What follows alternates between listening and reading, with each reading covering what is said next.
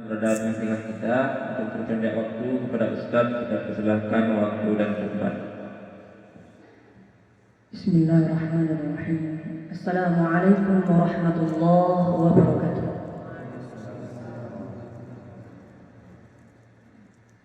Sepertinya kurang semangat. Ya, kita ulang lagi supaya lebih berkah. Ya. Assalamualaikum warahmatullahi wabarakatuh.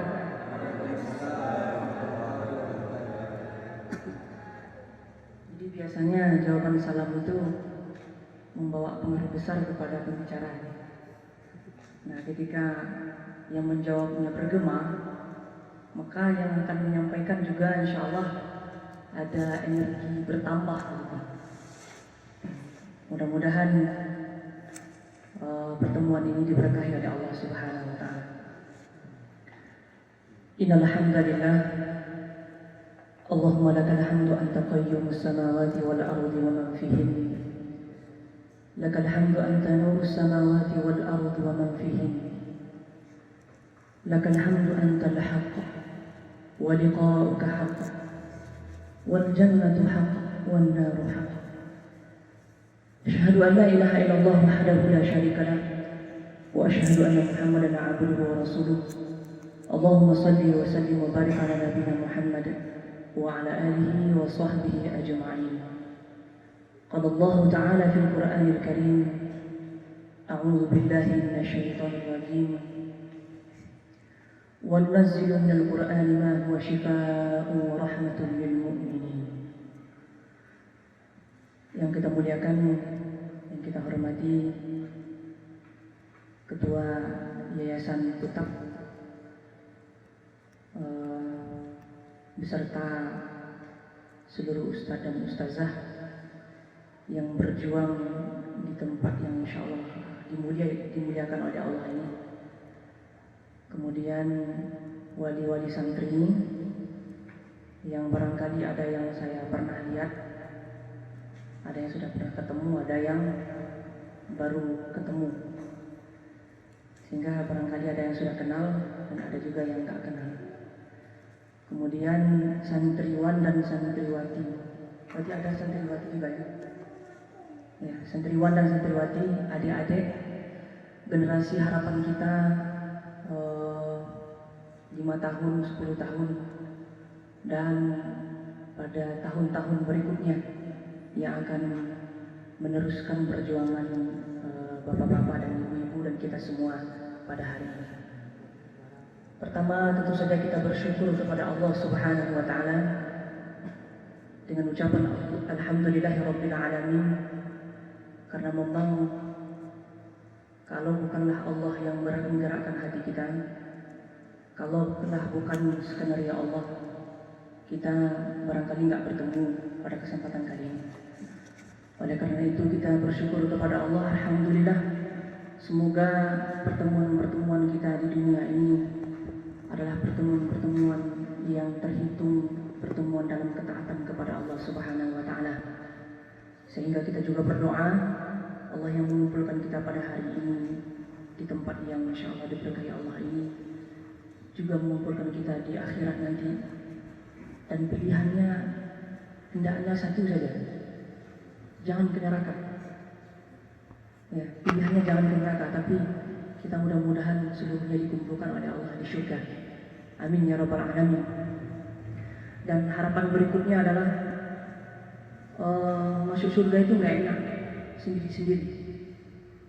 Misalkan bapak, sang ayah masuk surga sendiri, lalu suaminya masuk neraka, anaknya masuk neraka, atau yang istrinya masuk surga, selebihnya masuk neraka, pasti nggak enak. Atau ada yang berencana seperti itu? Saya yakin tidak ada ya. Karena betapa indahnya berkumpul di dunia ini kita sudah rasakan, terutama yang sudah punya keluarga, punya istri, punya anak. Kalau saya sudah punya istri tapi anak belum. Yang sudah punya anak pasti perasaan itu akan lebih.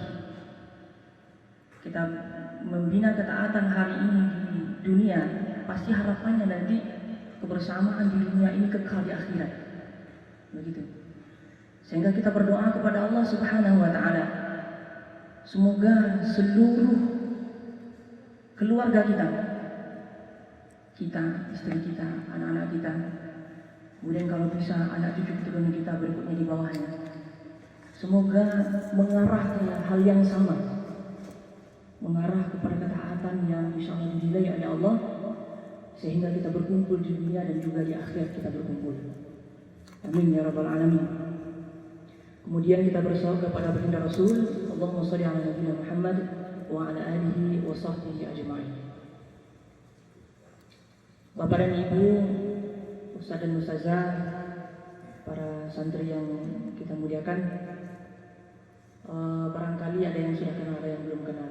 Ada baiknya juga saya sampaikan dulu perkenalan singkat. Nama saya Andriko Chandra, bisa dipanggil Riko, kampung Payakumbuh. Ada yang dari Payakumbuh di sini? Nggak ada ya? Saya dari Payakumbuh ya? Di mana? Di Maik. Oh, di Maik. Saya kenal di Maik ya. Maik lumayan, gak usah disebut ya. Tapi 11-12 ya, di Suayan ya. Dari Simpang Batu Ampang masuk ke dalam sekitar 14 kilo.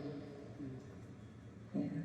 Cuman bedanya mungkin yang satu agak tinggi naiknya, yang satu nggak terlalu tinggi naiknya. Kemudian saya seangkatan dengan Ustadz Aulia Raffles ketika di Mesir. Kami sama-sama berangkat tahun 2007, kemudian pulang juga sama-sama di tahun yang sama, tahun 2012. Cuman beda bulan. Saya bulan Desember, bulan berapa? Agustus. Jadi beda 3 bulan. Kemudian saya juga junior dari Ustadz Mukarram, Ustadz Mahsin. Dan dengan Ustadz Donald sebenarnya sudah ketemu sudah 1 tahun lebih ya, ketika ngisi di Darul Mutakin. Kemudian kita sudah berbincang-bincang tentang generasi ke depan. Dan mudah-mudahan ini merupakan sebuah kehormatan kita diundang di sini untuk menyampaikan materi. Sebenarnya berat juga, karena sebenarnya secara keilmuan Ustaz Aulia Raffles dan Ustaz juga di sini, insya Allah dalam ilmunya. Tentu saja nanti kalau saya salah mungkin bisa ditambahkan dan lain sebagainya. Baik, sebagaimana yang diminta ke kita, tema hari ini adalah tentang Al-Quran. Tapi saya lebih mengarahkannya kepada Al-Quran menjadi solusi untuk generasi ke depan.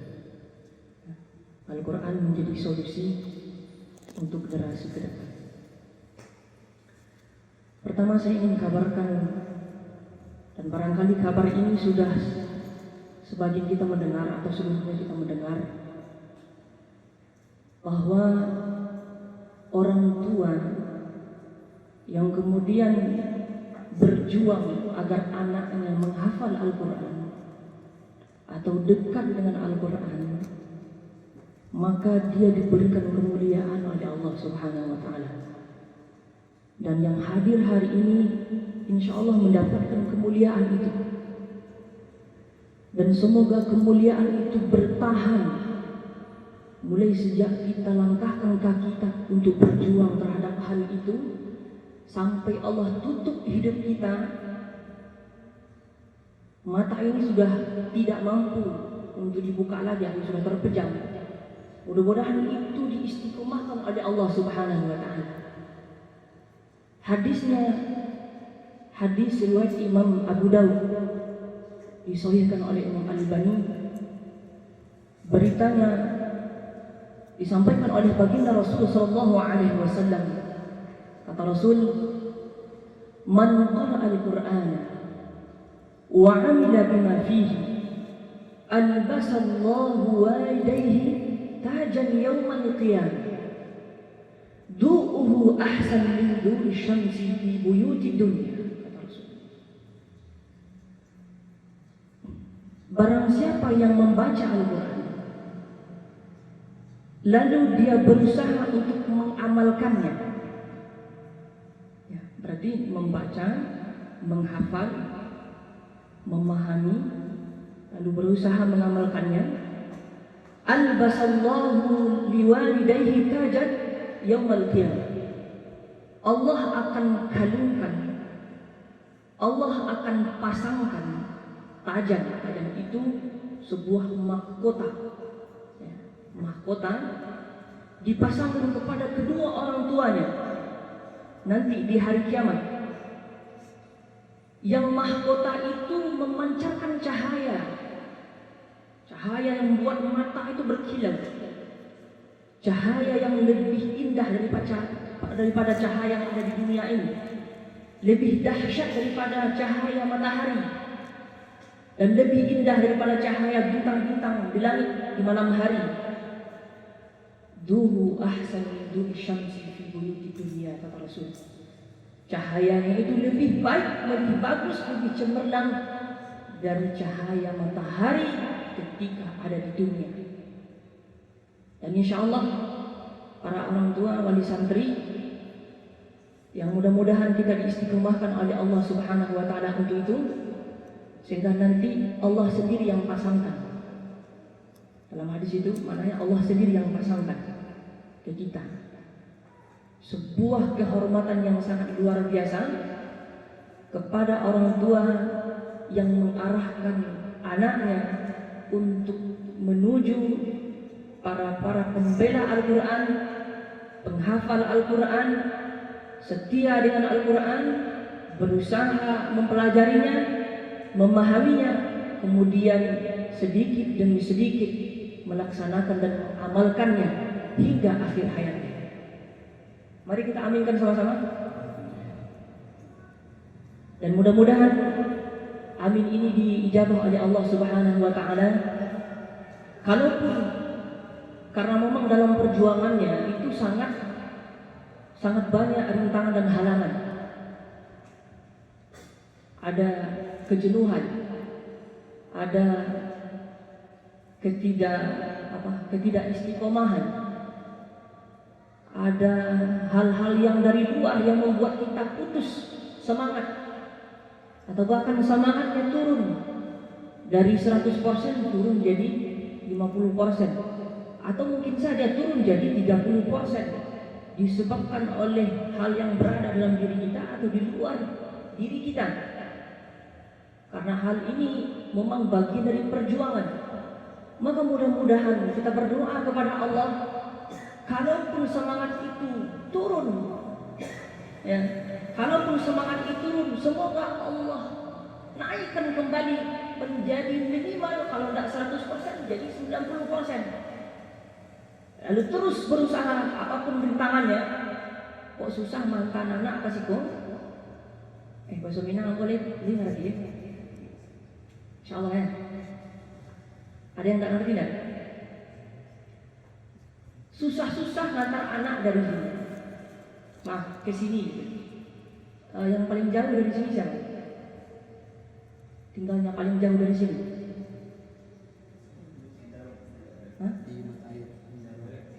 Indaruang. Matuaye. Kalau Indaruang ke Matuaye jauh Matuaye. Ya. Jauh-jauh mengantarkan anak ke sini, diantar anak atau disuruh berangkat sendiri? Diantar ya. Berarti perjuangannya sangat luar biasa. Tetapi ayo kita lihat. Saya karena kita juga punya lembaga Al-Quran di Esteban, tepatnya di Masjid Munawarah. Tapi kita lebih kepada orang-orang yang tua-tua. Kalau kita kan generasi yang dari umur berapa? 25 tahun sampai sebelum tamat SD kan gitu. Kalau kita di sana fokusnya kepada orang yang berumur 30. Kalau kita buka sih dari umur 8 tahun sampai pikun, tapi fokus ke Al-Quran. Yang sangat luar biasanya begini. Dulu tahun 2014 ada seorang ibu, dia datang dari kayu tanam. Kayu tanam kalau pakai motor lebih kurang 1 jam. Kalau yang kencang bawa motornya. Kalau yang kencang, kalau yang nggak kencang mungkin 1,5 jam. Beliau seorang pegawai negeri. Lalu karena dapat kabar ada tempat mengaji, memperbaiki Al-Quran, beliau tertarik. Lalu datang, Ustaz, Ambonio mengaji. Dari mana ibu? Dari kayu tanam. Wah, kita 2 kali seminggu, tak apa-apa Ustaz. Pulang kerja, saya berangkat ke sini. Itu sudah merasa luar biasa karena bolak-balik 2 kali seminggu dari kayu tanam di sini. Tapi ternyata selang beberapa waktu setelah itu datang ibu-ibu yang sudah berumur hampir 60 tahun, datang dari pesisir. Dari pesisir. Kalau bawa motor dari pesisir ke sini mungkin 2,5 jam atau 2 jam. Kalau ibu nggak bawa motor, beliau naik mobil umum. 2 kali seminggu beliau mau datang mengaji. Umur sudah dekat 60 tahun. Dan kami ketika beliau mendaftar itu nggak bisa ucapkan apa-apa. Ibu mau dari pesisir mau ngaji di sini, agak sulit ngejawabnya. Soalnya harus bolak-balik 2 kali seminggu dari pesisir, bayangkan itu. Nanti risikonya beliau ngaji siap subuh, selesainya asar paling cepat. Lalu nanti naik angkot lagi dari Stepa untuk ke pesisir. Nggak tahu juga saya mau pilih pesisir di mana. Dari Stepa naik ke Lubeng, dari Stepa naik ke Lubeng. Berarti minimal 2 kali naik angkot. 3 kali. 3 kali. 2 kali ya? Minimal 2 kali naik angkot. Begitu perjuangan yang beliau lakukan. Tetapi karena memang yakin berjuang di dalam berjuang di Al-Quran ini tidak akan disia-siakan oleh Allah Subhanahu wa Ta'ala. Allah akan buktikan di dunia, lalu lebih di akhirat nanti mendapatkan kemuliaan. Oleh karena itu susah-susah kita ngantar anak ya untuk belajar Al-Quran, kemudian belajar keilmuan, lebih fokus kepada iman di sini. Itu akan dinilai oleh Allah Subhanahu wa Ta'ala sebagai sebuah perjuangan. Semakin jauh kan begitu, semakin jauh kita datang untuk ke sini, maka nilainya di hadapan Allah Subhanahu wa Ta'ala akan semakin besar juga. Karena perjuangan yang dinilai Allah Subhanahu wa Ta'ala itu bukan hasil akhirnya, tetapi perjuangan untuk menuju akhir atau hasil itulah yang dinilai oleh Allah Subhanahu wa Ta'ala. Kalau logikanya seperti ini, orang yang berinfak 10.000 tapi dia punya duit 1 miliar misalnya. Di saat yang sama ada orang miskin punya duit 10.000 tapi dia berinfak 1.000. Itu nggak akan sama di mata Allah Subhanahu wa Ta'ala. Orang miskin punya duit 10.000, berinfak 1.000, berarti berapa persen dari 10.000? 10%. 10% dia mau mengorbankan dari harta yang dia miliki. Tapi orang yang punya duit 1 miliar, lalu dia keluarkan infak di saat yang sama 10.000 saja. 10.000 secara nominal lebih besar daripada 1.000. 10.000 dari 1 miliar berapa persen itu? 0,001. Gitu nilainya. Karena semakin besar pengorbanan kita itu mengeluarkannya dari yang kita punya, maka nilainya juga akan berbeda di hadapan Allah Subhanahu wa taala. Nanti banyak hal-hal lain yang akan juga menjadi penilaian, sumbernya, cara mendapatkannya, dan lain sebagainya juga akan nilai. Tetapi logikanya seperti ini. Begitu juga semakin jauh, semakin berat pengorbanan untuk mengantarkan anak ke sini, maka akan nilainya di hadapan Allah Subhanahu wa taala juga akan lebih besar dibandingkan dengan orang yang tidak. Mudah-mudahan kita istiqomah untuk itu. Bapak dan Ibu yang dimuliakan Allah Subhanahu wa taala, hari ini kita prihatin dengan generasi. Kita prihatin dengan generasi. Banyak yang bilang, Ustaz, di zaman kita hari ini internet sangat mudah. Kemudian untuk menjadikan anak kita 24 jam bersama kita sejak dia kecil sampai dia balik itu sangat sulit. Sangat sulit 24 jam bersama kita, nggak mungkin. Kalau seandainya orang tua nggak kerja, ibu-ibu nggak kerja, itu juga nggak akan 24 jam bersama anaknya. Sementara ketika anak nggak bersama kita, dia bermain dengan teman-temannya, bergaul dengan lingkungannya, dan lingkungan itu sudah disampaikan di beberapa forum, di seminar-seminar, bahkan di kajian-kajian manapun, bahwa membentuk kepribadian seseorang itu paling tidaknya 50%. Paling tidaknya lingkungan itu membentuk kepribadian seseorang 50%. Nah, sehingga banyak yang pernah bercerita, ikhwah-ikhwah yang pernah bercerita, ketika anak sudah kita usahakan di rumah, lalu di sekolah juga kita sekolahkan ke tempat yang sangat bagus, lalu di saat-saat yang dia bebas, ternyata bermain dengan teman-teman yang dari segi ketaatan enggak menjadi standar. Akhirnya apa? Itu yang menyebabkan benih-benih ketidaktaatan itu. Di situ dia dapatkan kebebasan-kebebasan yang menurut akalnya ingin dia raih. Maka banyak sahabat-sahabat kita yang mengatakan sangat sulit sekali.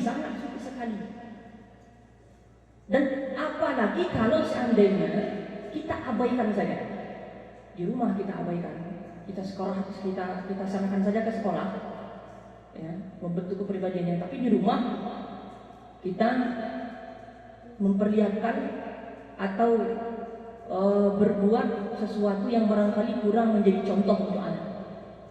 Sebagai contoh, misalkan setelah maghrib anak disuruh mengaji. Setelah maghrib anak disuruh mengaji. Lalu di saat yang sama ayahnya nonton TV. Itu sebenarnya nggak sinkron. Ngaji lah, ngaji lah. Tapi di saat yang sama ibunya nongkrong dan bapaknya nongkrong lihat TV berita. Meskipun berita yang ditonton nggak apa-apa, tapi sebenarnya nggak sinkron. Sehingga ada nanti dalam pikiran anak, ketika saya nanti udah gede jadi orang tua, nah gini juga. Anak suruh ngaji, kita nonton TV. Atau bahkan jarang anak melihat bapaknya ngaji di rumah. Nah, ini juga jadi persoalan ini. Minimal di saat dia sudah lepas dari pendidikan yang formal-formal, nanti dia bikin seperti yang kita bikin. Atau minimal di saat penjagaan kita, dia mau. Di saat kita nasihati dia mau, tapi setelah itu dia di belakang kita dia enggak melakukan apa yang kita kehendaki.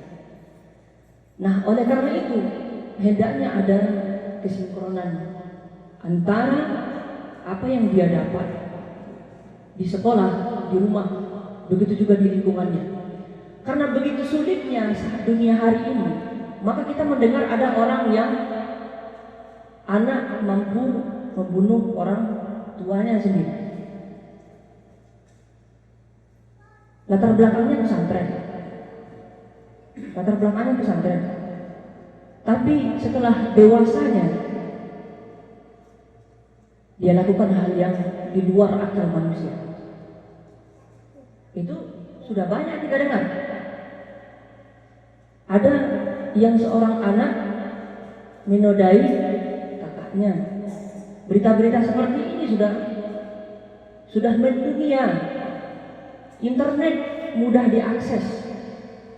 Kemudian narkoba, kumpul-kumpul bareng anak-anak. Begitu potret hari ini, prihatin kita.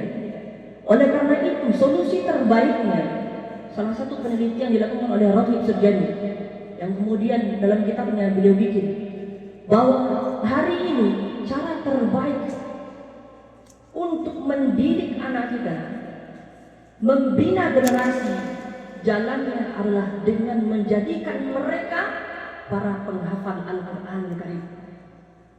Kenapa demikian? Setidaknya sudah ada informasi-informasi yang diberikan oleh Allah Subhanahu wa Ta'ala melalui Al-Quran yang disampaikan kepada baginda Rasul Sallallahu Alaihi Wasallam, bahwa ketika ingin menjadikan generasi itu generasi yang baik, maka dekatkan mereka ke Al-Quranul Karim dan istiqomahkan mereka dengannya. Lalu bersama-samalah dengan mereka mengarunginya. Dengan begitu insya Allah generasi itu akan tercipta generasi yang benar-benar diharapkan. Salah satu informasi yang sudah diberikan oleh Allah Subhanahu wa Ta'ala dalam surat Ali Imran ayat 79. Kata Allah, "Ma kana li basharin an yu'tiyahu Allahu al-kitaba wal hukma wan nubuwwah." Ma kana li basharin an yu'tiyahu Allahu al-kitaba wal hukma wan nubuwwah thumma yaqulu lin-nasi kunu 'ibadan li min dunillah. Tidaklah pantas bagi seorang hamba, seorang manusia yang diberikan Alkitab oleh Allah, yang diberikan hikmah oleh Allah, yang diberikan kenabian, para nabi. Yaqulu lin-nasi kunu 'ibadan li min dunillah. Lalu dia katakan kepada manusia, jadilah kamu penyembahku selain Allah. Walakin kunu rabbaniyina bima kuntum tu'allimuna al-kitab wa bima kuntum tadrusun. Akan tetapi serulah kepada manusia, ajaklah manusia, jadilah kamu generasi yang rabbani. Ini loh generasi yang diharapkan itu, rabbani. Nah, dengan apa? Bima kuntum tu'allimuna al-kitaba wa bima kuntum tadrusun. Dengan apa yang telah kamu ajarkan manusia dari kitab, wa bima kuntum tadrusun, dan dengan apa yang engkau pelajari darinya. Dalam kisah, dalam tafsir Ibnu Katsir disebutkan tu'allimun, tufahimun, memberikan pemahaman Al-Quran kepada orang lain. Kemudian tadrusun, dengan kita menghafal Al-Quran. Ibnu Katsir, tahfazunahu, menghafal Al-Quran, mempelajarinya, lalu mengajarkannya. Inilah cara terbaik untuk menjadikan generasi yang diharapkan ke depannya. Bima kuntum tu'allimuna al-kitab, mendekatkan diri pada Al-Quran. Ini informasi yang diberikan oleh Allah Subhanahu wa Ta'ala. Ketika memang ingin menjadikan generasi itu generasi yang terbaik di masa akan datang, maka solusinya adalah dekatkan mereka pada Al-Quran Karim. Lalu ada ayat-ayat berikutnya, di antaranya surah Al-Jum'ah yang dibacakan oleh anak kita tadi. Tepatnya dalam surah Al-Jum'ah ayat 2. Huwallazi ba'atha fil ummiyina rasulan minhum yatlu 'alaihim ayatihi wa yuzakkihim wa yu'allimuhumul kitaba wal hikmata wa in kanu min qablu lafi dhalalin mubin. Nah, dalam ayat ini para ahli yang berkecimpung di dunia tarbiyah, maka mereka menyebutkan ayat ini salah satu ayat yang menjadi dasar trilogi tarbiyah. 3 hal penting menjadi hal pokok, 3 hal penting, hal pokok yang menjadi proses penting hendaknya terjadi pada setiap jiwa manusia sehingga dia menjadi manusia yang terbaik di hadapan Allah Subhanahu wa taala. Ketiga hal itu, yatluna ayati. Rasul yang diutus kepada manusia membacakan ayat-ayat Allah. Ayat Allah itu apa? Yang tersurat adalah Al-Qur'anul Karim, yang tersirat adalah ayat-ayat kauniyah. Kedua itu termasuk dalam yatluna ayati. Yatlu alaihim ayati. Wa yuzakkihim, lalu membersihkan jiwa mereka. Wa yu'allimuhumul kitaba wal hikmata.